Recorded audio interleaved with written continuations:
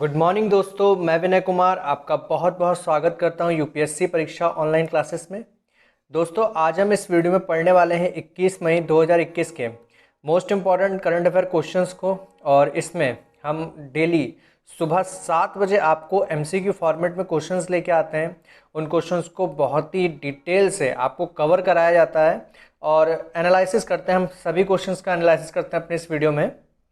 अगर आप मेरे चैनल पर नए हैं तो प्लीज़ चैनल को सब्सक्राइब कर लीजिए और डेली सुबह 7 बजे बिल्कुल तैयार रहा करें करंट अफेयर के लिए। दोस्तों, शुरू करते हैं अपने इस वीडियो को। और सबसे पहले हम अब आज के जो क्वेश्चन है, सबसे पहला क्वेश्चन हमारा यहाँ पर लिखा है कि भारत मौसम विज्ञान विभाग के अनुसार 25 मई को बंगाल की खाड़ी के ऊपर आने वाले चक्रवात का क्या नाम है।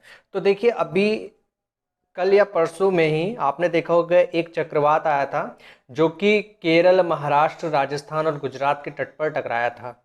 अब यहाँ पर देखिए 2 ही 3 दिन बीते हैं कि एक और चक्रवात आने की यहाँ पर घोषणा हो गई है। और यहाँ पर आपके देखिए 4 ऑप्शन दे रखे हैं, ठीक है, जिसमें से आपको एक आंसर देना है। तो सबसे पहला यहाँ पर ऑप्शन है तोकाते, दूसरा है यास, तीसरा है आपका फैनफोन और चौथा है आपका कम्मुरी। ये 4 आपके ऑप्शन है। और यहाँ पर देखिए जो तोकाते हैं ये तो आपका आ चुका है।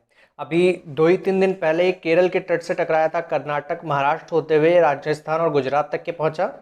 और यहाँ पर जो इसका आंसर है इस वाले क्वेश्चन का, यहाँ पर जो आंसर है ये है यास। और ये कहाँ पर टकराएगा? बंगाल की खाड़ी और कुछ उड़ीसा का जो क्षेत्र है, इन राज्यों पे जो तूफान है ये टकराने वाला है। तो यहाँ पर देखिए एक और क्वेश्चन आ गया आपका बेहतरीन। देखिए, अब मैंने यहाँ पर 25 मई क्वेश्चन में लिखा है, तो इसका मतलब ये नहीं है कि 25 मई को ही टकराएगा। 26 मई भी हो सकता है, 27 भी हो सकता है, ठीक है। तो इस तरीके से आप इसको समझ लीजिए। अब यहाँ पर देखिए, सबसे पहले तो देखिए ये तूफान 2021 में बनने वाला दूसरा तूफान है, ठीक है। भारत के दृष्टिकोण से दूसरा तूफान है जो आ रहा है भारत में, और बंगाल की खाड़ी में आने वाला पहला तूफान होगा।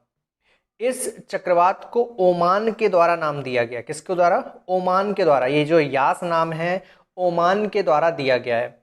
अब भारत मौसम विज्ञान संस्थान की अगर हम बात करें तो इसका मुख्यालय दिल्ली में है और इसका गठन हुआ था 1875 में। तो देखिए कई बार रिपीट हो चुका है। अगर आप मेरी पिछली वीडियो उठा के देखेंगे तो वहाँ पे भी कई बार भारत मौसम विज्ञान संस्थान रिपीट हुआ है। अब तक के आपको शायद याद ही हो गया होगा। फिलहाल आगे बढ़ते हैं हम अपने नए क्वेश्चन की तरफ और नया क्वेश्चन कंप्लीट करते हैं। केंद्र सरकार द्वारा उर्वरकों पर कितने प्रतिशत सब्सिडी बढ़ाई गई है? तो यहाँ पर देखिए क्या हुआ है, केंद्र सरकार के द्वारा एक बहुत ही बढ़िया फैसला लिया गया कि जो भी किसान लोग थे, ठीक है, वो कोई भी उर्वरक अगर खरीदते थे तो उस पर कुछ सब्सिडी मिल रही थी। उस सब्सिडी को यहाँ पर केंद्र सरकार के द्वारा क्या कर दिया गया? बढ़ा दिया गया है। आपके 4 ऑप्शन दे रखे हैं। इन चारों ऑप्शन में जो डी वाला आंसर है वो आपका राइट है। 140% तक के इसको बढ़ा दिया गया है और काफ़ी सही है। मतलब कोविड-19 के चलते ऐसा फैसला लिया गया है जिससे जो किसान हैं उन पे कोई भी फर्क ना पड़े, उनको थोड़ा सा मतलब यहाँ पर हेल्प मिल सके सरकार के द्वारा। तो काफ़ी सही फैसला था यहाँ पर सरकार का, और राज्य सरकार भी अपनी जगह पे बहुत सही काम कर रही हैं। केंद्र द्वारा यह सब्सिडी डाई अमोनियम फास्फोट DAP पर 500 रुपये प्रति बैग से बढ़ाकर 1200 रुपये प्रति बैग कर दिया गया है। तो देखिए 700 रुपये बढ़ा दिए गए। कितने? 700 रुपये बढ़ा दिए गए। और 700 रुपये 500 रुपये पे बढ़ाएगा तो कितने प्रतिशत होगा? 140% आपका ये आ जाएगा। अब यहाँ पर देखिए, इससे सरकार के ऊपर 14,775 करोड़ रुपए का अतिरिक्त बोझ बढ़ गया। तो यहाँ पर देखिए सरकार के ऊपर तो बोझ बढ़ गया है, हालांकि सरकार धीरे धीरे ऐसे ही करके घाटे में चली जाएगी और बहुत ही ज़्यादा इससे फ़र्क पड़ेगा भारत की GDP पे भी। तो सबसे पहले यहाँ पर हमारा देखिए किसान प्राथमिकता देता है, तो यहाँ पर किसान के लिए योजना शुरू की गई है और यहाँ पर कितना कर दिया गया है? इसको 140% तक बढ़ा दिया गया है। नेक्स्ट क्वेश्चन है दोस्तों यहाँ पर क्वेश्चन नंबर 3। किस देश के द्वारा रोहिंग्या शरणार्थियों की सहायता के लिए 155 मिलियन अमेरिकी डॉलर की घोषणा की गई है? तो यहाँ पर देखिए आपके 4 ऑप्शन है, ठीक है। यहाँ पर रोहिंग्या शरणार्थी जो थे उनके लिए यहाँ पर सहायता के लिए ये पैकेज लाया गया है। UAE पहला ऑप्शन है, USA दूसरा ऑप्शन है, UK तीसरा ऑप्शन है और चाइना। तो यहाँ पर देखिए जो रोहिंग्या शरणार्थी थे इनके लिए यूएसए आगे बढ़ा है और यहाँ पर 155 मिलियन अमेरिकी डॉलर के राहत पैकेज की यहाँ पर घोषणा की गई है। और अब बात करते हैं यहाँ पर देखिए पहले रोहिंग्या मुस्लिमों की बात कर लेते हैं। यहाँ पर ये कौन है, देखिए एक मुस्लिम समुदाय है जो कि बांग्लादेश में थे, ठीक है। बांग्लादेश में नहीं थे, ये म्यांमार में थे और बांग्लादेश में जाके शिफ्ट हो गए। यहाँ पर देखिए कितने, लगभग ये 9 लाख रोहिंग्या शरणार्थी हैं और इनको तत्काल जरूरत के लिए यहाँ पर एक घोषणा की गई है 155 मिलियन अमेरिकी डॉलर की। रोहिंग्या वर्मा के रखाइन राज्य में महिलाओं और बच्चों सहित इन पर भीषण हिंसा हुई, जिसके कारण ये वहां से भागकर कहाँ शिफ्ट हो गए थे, बांग्लादेश शिफ्ट हो गए थे। हालांकि अब यहाँ पर अमेरिका के द्वारा यहाँ पर क्या दिखाई गई है, थोड़ी दिलचस्पी दिखाई गई है इसमें, ठीक है। तो ये काफ़ी इंपॉर्टेंट है। अब नेक्स्ट बात करते हैं अगले क्वेश्चन की। क्वेश्चन नंबर 4 है यहाँ पर हमारा, किस राज्य सरकार द्वारा औद्योगिक गैस और मेडिकल ऑक्सीजन विनिर्माण नीति 2021 और 22 की घोषणा की गई है। तो ये काफ़ी इंपॉर्टेंट है। देखिए भारत के 4 राज्य यहाँ पर दे रखे हैं, तेलंगाना, तमिलनाडु, पश्चिम बंगाल और आंध्र प्रदेश। तो काफ़ी इंपॉर्टेंट है क्वेश्चन इसलिए क्योंकि देखिए अब यहाँ पर जो इसका आंसर है, सबसे मेन बात आपको ये समझना है, आंध्र प्रदेश इसका आंसर है। अब आंध्र प्रदेश के सीएम कौन है, आप मुझे कमेंट करके बताएंगे, क्योंकि देखिए परसों मैंने आपको जो वीडियो दी थी मैंने परसों, उसमें मैंने आपको आंध्र प्रदेश के बारे में डिटेल से बताया था। अब आपकी बारी है, कमेंट करके आंध्र प्रदेश के बारे में बताइए। आंध्र प्रदेश के सीएम को कमेंट कीजिए, आंध्र प्रदेश के राज्यपाल को कमेंट कीजिए, लोकसभा, राज्यसभा और विधानसभा सीटें कमेंट करके आप मुझे बताइए। तो यहाँ पर आंध्र प्रदेश द्वारा ये योजना शुरू की गई है। इस नीति के तहत 50 PSA यानी कि प्रेशर स्विंग एडजोस्पर्म ऑक्सीजन स्थापित करने का लक्ष्य रखा गया है। निजी कंपनियों को ऑक्सीजन संयंत्र स्थापित करने के लिए यहाँ पर प्रोत्साहित दिया जाएगा। तो देखिए प्रोत्साहन, जैसे जो निजी कंपनी होंगी वो भी यहाँ पर ऑक्सीजन का क्या करेंगी, अब उत्पादन शुरू करेंगी। इससे मौजूदा 360 मीट्रिक टन से जो बढ़कर ऑक्सीजन की क्षमता है वो 700 मीट्रिक टन तक के हो जाएगी, ठीक है। तो काफ़ी सही है, मतलब यहाँ पर थोड़ा सा प्रोत्साहित कीजिए और ऑक्सीजन की जो कमी है उसको भी यहाँ पर थोड़े से हेल्प मिलेगी दूर करने के लिए। नेक्स्ट क्वेश्चन है क्वेश्चन नंबर 5, EY इंडेक्स, जिसको EY को फुल फॉर्म में कहते हैं अर्नेस्ट एंड यंग के अक्षय ऊर्जा देश आकर्षक सूचकांक में भारत कौन से स्थान पर पहुंच गया है। तो देखिए यहाँ पर 4 ऑप्शन है, प्रथम, द्वितीय, तृतीय, चतुर्थ।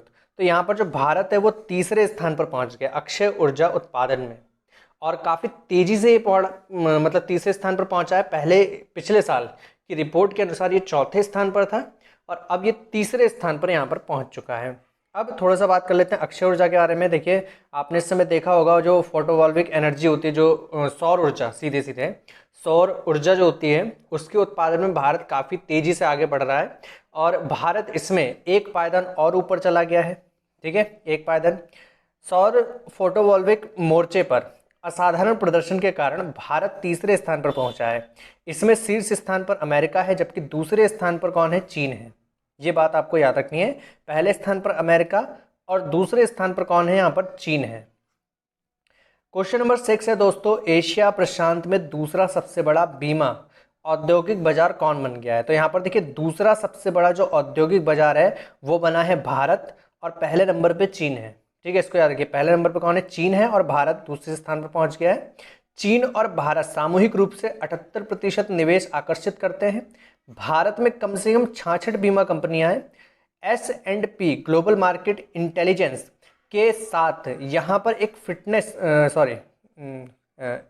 S&P ग्लोबल मार्केट इंटेलिजेंस के साथ एक फिटनेस विश्लेषक, ये जो हमारी एजेंसी थी S&P, ये क्या करती है, ये एक फिटनेस विश्लेषक है, ये सारी रिपोर्ट जारी करती है कि कौन सा देश कितना बीमा पॉलिसी को ले रहा है, ठीक है। तो इस तरीके से यहाँ पर ये बात करते हैं। नेक्स्ट क्वेश्चन है यहाँ पर हमारा, किसने भारत में शीर्ष प्रशासकों के साथ न्यूज शोकेस जारी किया। तो यहाँ पर 4 ऑप्शन है, गूगल, फेसबुक, व्हाट्सएप और ट्विटर। तो आंसर आपका हो जाएगा गूगल। गूगल ने यहाँ पर इन न्यूज शोकेस का यहाँ पर क्या करा है, जारी करा है। और यहाँ पर देखिए क्या होता है, बात करते हैं देखिए गूगल के CEO की, सुंदर पिचाई CEO हैं। इसकी स्थापना 4 सितंबर 1998 को हुई थी। मुख्यालय इसका है कैलिफोर्निया में पड़ता है, ये आपका USA। और संस्थापक इसके कौन है, लैरी पेज और सर्गी ब्रिन, ये दो इसके संस्थापक थे। तो लैरी पेज वाला जो क्वेश्चन है बहुत बार एग्जाम में आया हुआ है और सुंदर पिचाई के बारे में अक्सर पूछा करता है, ठीक है। तो ये याद करने की चीज़ है, इसको भी याद करना है आपको। नेक्स्ट क्वेश्चन है, सीसीआई द्वारा जीपीएल फाइनेंस को किस बैंक की एमएफ सहायक कंपनी की बिक्री को मंजूरी दे दी है? तो यहाँ पर इसका आंसर हो जाएगा यस बैंक। यस बैंक को जो भी कंपनी सहायक कंपनियां हैं उनकी बिक्री के लिए यहाँ पर, या जो हमारा जीपीएल है वो इसका अधिग्रहण करेगा। जीपीएल एक फाइनेंस कंपनी है, ठीक है। ये क्या करेगा, यस बैंक की कुछ कंपनियों, कुछ सहायक कंपनियों का क्या करेगा, अधिग्रहण करेगा। सीसीआई की अगर हम बात करें तो देखिए इसका जो फुल फॉर्म होता है वो होता है भारतीय प्रतिस्पर्धा आयोग, competition commission of India. GPL की अगर हम बात करें तो ये एक फाइनेंस कंपनी, जैसे कि मैंने आपको बताया, और ये यस बैंक के ट्रस्ट लिमिटेड और यस एसेट्स मैनेजमेंट के अधिग्रहण करेगा। और यस बैंक की अगर मैं बात करूं तो यस बैंक का जो मुख्यालय मुंबई महाराष्ट्र में पड़ता है। इसके एमडी और सीईओ वर्तमान में है प्रशांत कुमार। तो ये भी अभी काफ़ी चर्चा में रहा था यस बैंक, इसको भी आपको याद करना है, काफ़ी अच्छा है। और जितनी भी स्टैटिक्स है वो सभी आपको करंट अफेयर की वीडियो में कंप्लीट होती रहेगी। कोविड-19 के कारण एशिया कप 2021 को अनिश्चित काल के लिए स्थगित कर दिया गया है। इसका आयोजन कहाँ होने वाला है? तो देखिए यहाँ पर जो आयोजित स्थान है इसका, ये श्रीलंका है, ठीक है। इसका आंसर क्या हो जाएगा, श्रीलंका। हालांकि श्रीलंका में आयोजित नहीं होने वाला था, इससे पहले पाकिस्तान में आयोजित होने वाला था। भारत और पाकिस्तान के बीच जो विवाद चल रहा है उसके चलते पाकिस्तान से इसकी मेजबानी को छीन कर किसको दे दिया गया, श्रीलंका को दे दिया गया। और अब कोविड-19 के चलते यहाँ पर जो एशिया कप है उसको स्थगित किया गया है। अब देखिए यहाँ पर ऐसा पहली बार नहीं हुआ है, 2 बार स्थगित हुआ है। सबसे पहले देखिए इसका आयोजन श्रीलंका में सितंबर 2020 में होने वाला था, और हुआ क्या, कोविड-19 आ गया। तब इसको स्थगित करके 2021 में आयोजित किया गया, इसका जून में, कि ये जून में किया जाएगा।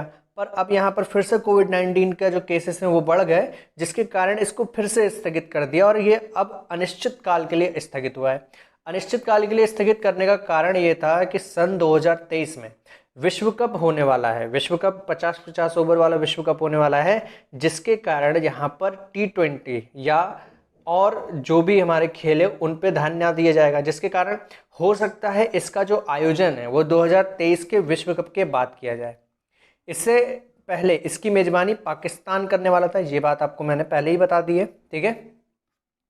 क्वेश्चन नंबर 10 है दोस्तों, यहाँ पर अंतर्राष्ट्रीय संग्रहालय दिवस 2021 के मौके पर किसने audio visual guide app launch किया? तो ऑडियो विजुअल गाइड ऐप है और इसको लॉन्च किया, देखिए ऑप्शन ए है संस्कृति मंत्रालय, ऑप्शन बी है एक minute, National Gallery of Modern Art, option C है भारत सरकार, ऑप्शन डी है नोटा। तो देखिए भारत सरकार और संस्कृति मंत्रालय इसका आंसर नहीं होगा, इसका आंसर हो जाएगा national Gallery of Modern art, national Gallery of Modern art. अब बात करते हैं देखिए national Gallery of Modern art की। तो देखिए ये जो national Gallery of Modern art है ये भारत में जो संस्कृति मंत्रालय इसके अधीन में ही आती है, भारत में संस्कृति मंत्रालय के अधीन में ही आती है। अब बात करते देखिए, अगर हम यहाँ पर देखें इस संस्कृत मंत्रालय की बात करें तो इसके जो राज्य मंत्री हैं इनका नाम है Prahlad Singh Patel. National Gallery of Modern art की स्थापना 1954 में की गई थी। अंतर्राष्ट्रीय संग्रहालय दिवस 18 मई को मनाया था और इसके बारे में मैंने आपको पिछली वीडियो में बताया भी था। संग्रहालय के दर्शक के लिए गैलरी में प्रदर्शित भारतीय आधुनिक कला के खजाने से संबंधित कहानियाँ या किस्से जो भी चीज़ें हैं वो हम अपने स्मार्टफोन पर भी अब संभव कर सकते हैं। तो यहाँ पर देखिए इस ऐप को डाउनलोड करके हम यहाँ पर भारतीय संग्रहालय से मौजूद जो भी जानकारी है उनको प्राप्त कर सकते हैं। तो काफ़ी सही है, ठीक है, घर बैठे सब कुछ हो रहा है आजकल। अब बात करते हैं आज जो दिवस मनाए गए थे 20 तारीख या आज कल में, उनकी बात करते हैं। तो देखिए विश्व मधुमक्खी दिवस ये आपका 20 मई को मनाया जाता है और इसका जो विषय रखा गया है काफ़ी लंबा है, बी इंगेज्ड, बी मतलब मधुमक्खी वाला बी है, bee engaged build back better for bees. तो ये क्या है, विश्व मधुमक्खी दिवस की थीम है। विश्व मेट्रोलॉजी दिवस, मेट्रोलॉजी दिवस ये भी 20 मई को मनाया जाता है और इसका जो विषय रखा गया है वो है स्वास्थ्य के लिए मापन, ठीक है। तो मेट्रोलॉजी उसको कहते हैं जो माप तोल विज्ञान होता है उसको हम मेट्रोलॉजी कहते हैं, ठीक है। तो यहाँ पर स्वास्थ्य के लिए मापन इसकी थीम रखी गई है। तो दोस्तों आज इस वीडियो में हम यहीं पर रुकते हैं और कल आपको मिलते हैं नए एक तरोताज़ा वीडियो के साथ, नए बिल्कुल एकदम बढ़िया करंट अफेयर क्वेश्चंस के साथ। इस वीडियो को आज मैं यहीं रोकता हूँ, कल मिलूंगा आपको ठीक सुबह 7 बजे। तैयार रहिएगा और जितना हो सके उतना वीडियो को शेयर जरूर कीजिए, क्योंकि देखिए वीडियो पर व्यूज़ बहुत कम आते हैं और लाइक भी बहुत ही कम आते हैं क्योंकि व्यूज़ ही नहीं होते हैं। तो जितना हो सके उतना अपने दोस्तों को शेयर जरूर कीजिए वीडियो को। आज के लिए इतना ही, कल मिलते हैं नए वीडियो के साथ, तब तक के लिए धन्यवाद, बाय बाय।